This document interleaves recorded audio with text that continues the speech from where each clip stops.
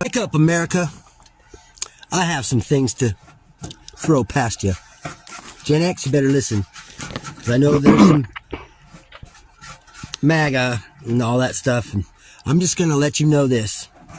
I have a feeling. I have a clairvoyancy feeling. And I always have. Ever since I was a child, watching the news.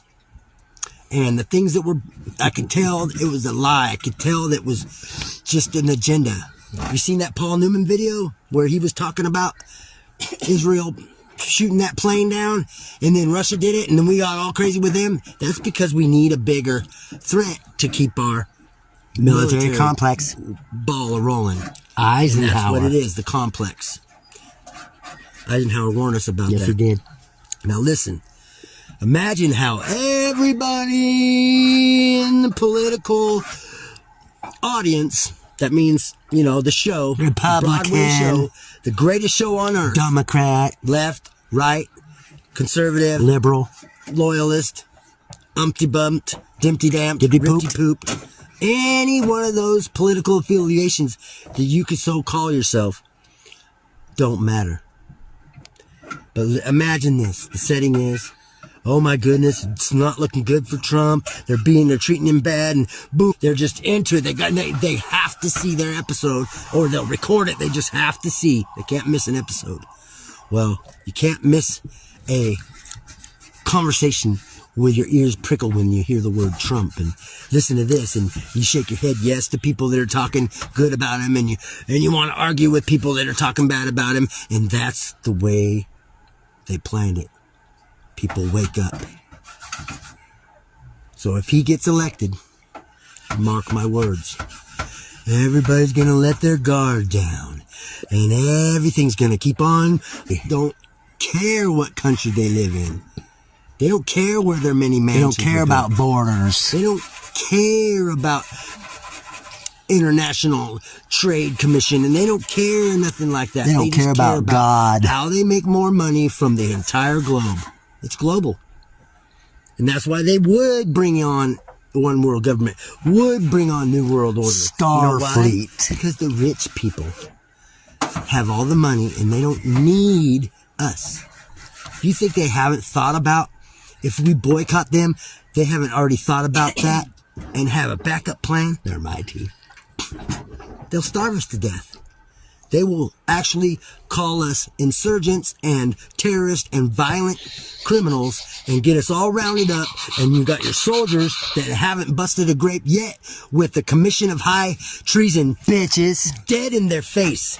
I swear to God, if I was in the military and I had an enlisted man's high rank, I would be whispering in my fellow officers' ears that I would devise a manly thing to do, and I would put the perpetrators of high treason where they rightfully belong, because the oath to defend the Constitution is the most important set of words in the, whether it be flat or round.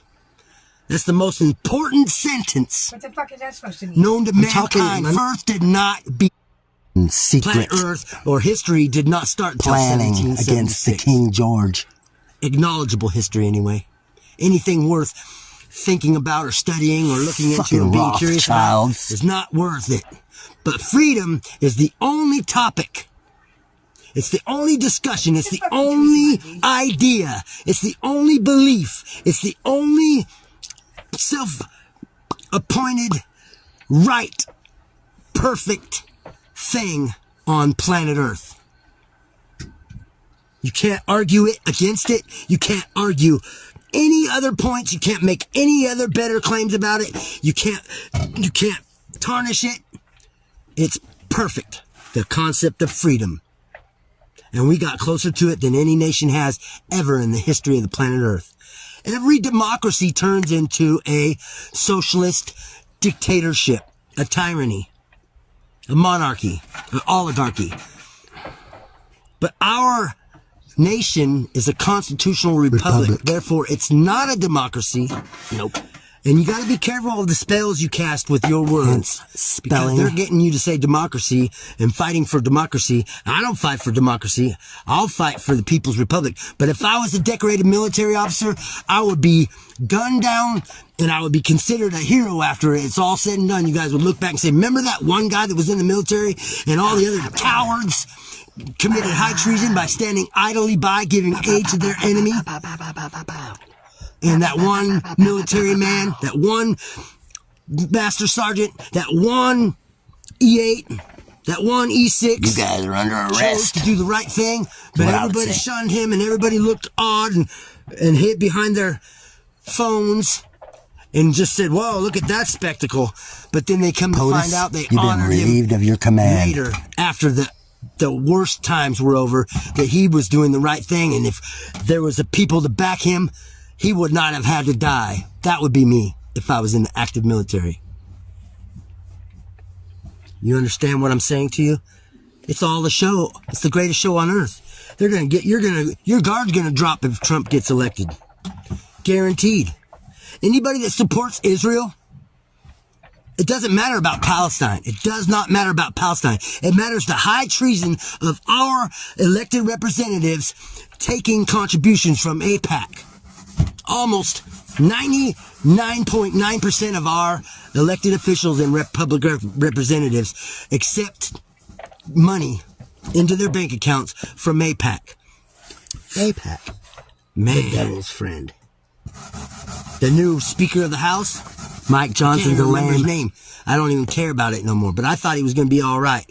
He's not a Christian. He hasn't read his Bible. He might read a sentence of his Bible every once in a while, but we're going to continue to stand by Israel. That's some fucking stupid shit. Do you know them dudes aren't even really related to Abraham? But they're buying our Constitution. They're buying us. Do you know that 33 states have a law written that says if you start a business, a small business, or you have a corporation in a certain state, that you will never use your corporation or your financial capabilities to boycott Israel? These things ought not to be so. High treason. Wake up, America. The oath to defend the Constitution should be the commander-in-chief. And we're well past the point where they should have taken over all the high treason, handed the keys back to the people, the representatives we set forth after it's all said and done.